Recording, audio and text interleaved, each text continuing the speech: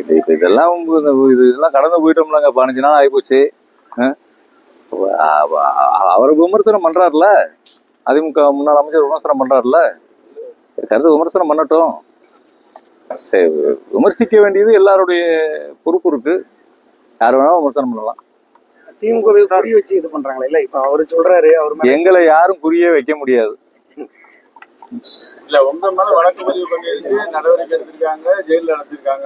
யாரு மேலேயுமே வழக்கு எதுக்கு பதிவு பண்ணணும் கேக்குறேன். நான் வழக்கு பதிவு பண்றதுக்கு இதுல என்ன இருக்கு? வேற என்ன செய்தி இருக்கு? இன்னைக்கு நிதியமைச்சர் வந்து சட்டசபையில தமிழை பத்தி பேசும் முதல்ல டென்ஷன் ஆகி நேரத்து மன்னிப்பு கேட்டதை பத்தி நிதியமைச்சரா தமிழை பற்றி பேசுவதற்கு அவங்களுக்கு வருத்தம் இருக்கு. அவ்வளவு கோபம் தேவையில்லை. சட்டமன்றத்துல அமைதியின் மொழி எனக்கு இருக்குதுன்னு சொல்றாரு. அந்த கோபத்துல அடிக்கிறதா அமைதியின் மொழி மாதிரி எனக்கு தெரியுது. அவ்வளவுதான்.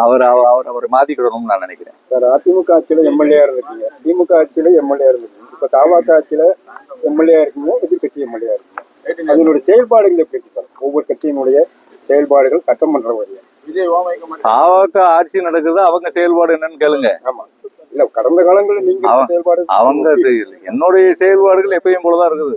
தாவேக ஆட்சி எப்படி செயல்படுதுன்னு தான் நீங்க ஊர் உலகமே பாத்துட்டு இருக்கேன், நீங்களும் பாத்துட்டு இருக்கீங்கல்ல. 100 நாள நெருங்கிடுச்சு தாவேக ஆட்சி. எப்படி இருக்குது ஆட்சி? எப்படி? பூஜ்ஜியம்.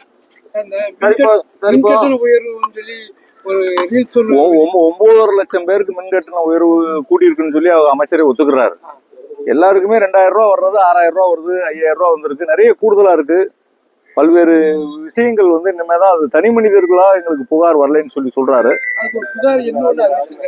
அது இனிமேதான் நீங்க எல்லாருமே உங்களுக்கு இப்ப நீங்க வந்திருக்கக்கூடிய பத்திரிகையாளர்களே எல்லாரும் வீட்லயும் இது பாதிக்கப்பட்டிருப்பீங்கன்னு நினைக்கிறேன். புகார் பெட்டியில உங்களுடைய மனுக்களை நீங்க கொடுங்க, அதுக்கு பிறகு பாத்துக்கலாம். இப்போ விஜய்க்கு அப்புறம் இப்ப தனுஷ் அரசியல்ல குதிக்கிறதா ஒரு எல்லா சினிமா நடிகரும் அரசியல்ல குதிப்பாங்க. எல்லாராலையும் சக்சஸ் பண்ண முடியுமா? அது போதான் தெரியும். அரசியல்ல யாரையும் குதிக்க வேண்டாம்னு நம்ம சொல்லல. அதனால வர்றதை பாத்துக்கலாம். சார், அதுபோக நேற்று இந்த பெண் நிர்வாகி பெண் நிர்வாகியில தூத்துக்குடி சேர்ந்த தமிழக வெற்றிக்கழக நிர்வாகிகள் ஒரு செல்போனை பறிச்சிருக்காங்க. ஒருத்தர் மட்டும் கைது பண்ணிருக்கேன். தமிழக நாடு ஃபுல்லா தமிழக வெற்றி கழக நிர்வாகிகள் எல்லாம் ஃபுல்லா பெரிய பஞ்சாயத்து பண்றது, அடிதடி பண்றது. அவங்க மேலதான் நடவடிக்கை எடுக்க வேண்டியது யாரு? இந்த எஸ்பி ஆபீஸ் முன்னாடி இருக்கீங்க, கேளுங்க எஸ்பி கிட்ட போய். சரி, இப்போ முன்னணி நடிகர்கள் இந்த மாதிரி அரசியலுக்கு வர்றது திராவிட கட்சிகளை பாதிக்குது. அதெல்லாம் எங்க கட்சியெல்லாம் யாரும் பாதிக்க முடியாதுங்க. நாங்க எவ்வளவு வாக்குகள் வாங்கியிருக்கிறோம், எத்தனை சட்டமன்ற உறுப்பினர் வந்திருக்கோம் நீங்க பாத்திருக்கீங்க. ஒரு எம்எல்ஏ இல்லாத திமுக மிகப்பெரிய ஆளுங்கட்சியா வந்திருக்கு, மிகப்பெரிய வெற்றி பெற்றிருக்குது. தேர்தல் ஜனநாயகத்துல ஒரு தேர்தலில் வெற்றி பெறது தொடர்ந்து 4 தேர்தலில் ஜெயிச்சுக்கிறோம். 99 நாடாளுமன்ற தேர்தல், 2021 சட்டமன்ற தேர்தல், உள்ளாட்சி தேர்தல், 2024 நாடாளுமன்ற தேர்தல், தொடர்ந்து 4 தேர்தலில் ஜெயிச்சுக்கிறோம். இந்த தேர்தலையுமே எங்க கூட்டணியில 74 பேர் நாங்க ஜெயிச்சுக்கிறோம். அதனால தேர்தல் வெற்றி வாய்ப்பு இல்லைன்னு சொல்றது தொடர்ந்து ஒரு அரசியல் கட்சி தொடர்ந்து ஜெயிச்சுக்கிட்டே இருக்க முடியாது.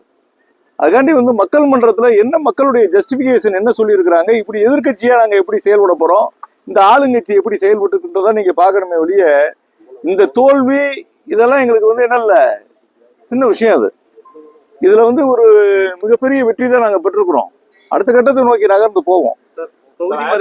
திமுக ரெண்டுமே ஒரு கூட்டணி வச்சிருக்கிறது அப்படிங்கிற மாதிரி தொடர்ச்சியா நாங்க எதுக்கு அதிமுக கூட்டணி வைக்கிறோம்?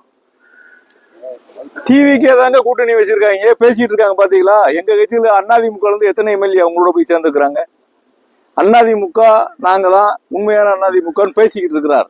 அவங்க கிட்ட ஏதோ ஒரு மாயையில ஓட்டு போட்டாங்கன்னு அவங்களையாவது 2 பிடிச்சி கையில வச்சுக்கலாம்னு நினைக்கிறாங்க. விடுங்க, பாத்துக்கலாம், விடுங்க.